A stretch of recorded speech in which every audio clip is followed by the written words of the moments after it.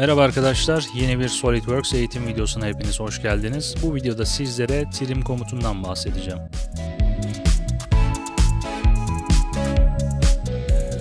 Trim komutu çizim içerisinde kesme işlemleri yapmamıza yarıyor.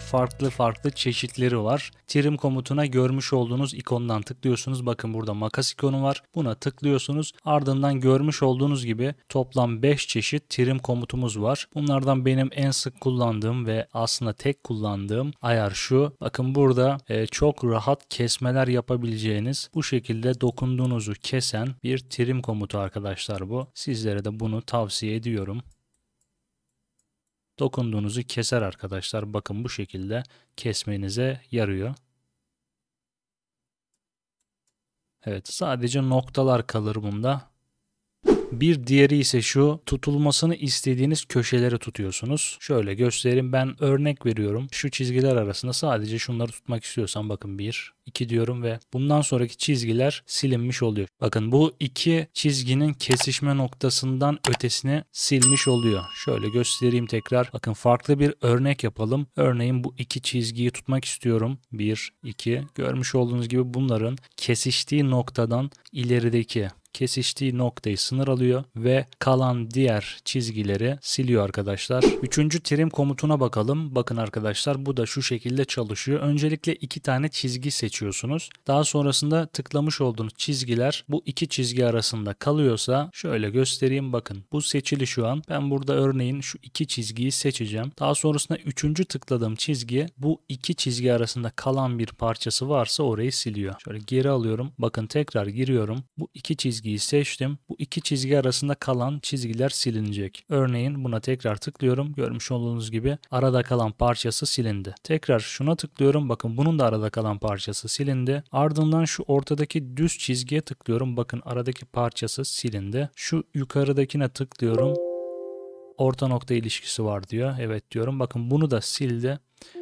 Daha sonrasında alttaki çizgiye tıklıyorum. Bakın bunun da arada kalan çizgisini sildi.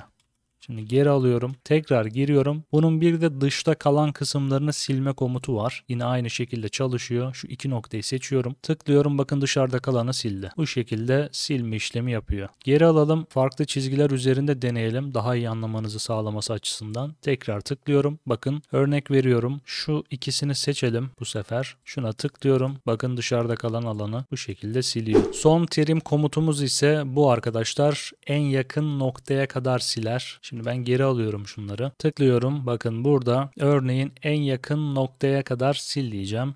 Şunu sil diyorum. Görmüş olduğunuz gibi en yakın iki nokta arasını siliyor. Aslında bu bizim şu ilk başta kullandığımızın aynısını yapıyor diyebiliriz. Sadece bunda tıklamayla siliyoruz. Görmüş olduğunuz gibi en yakın noktaları siliyor.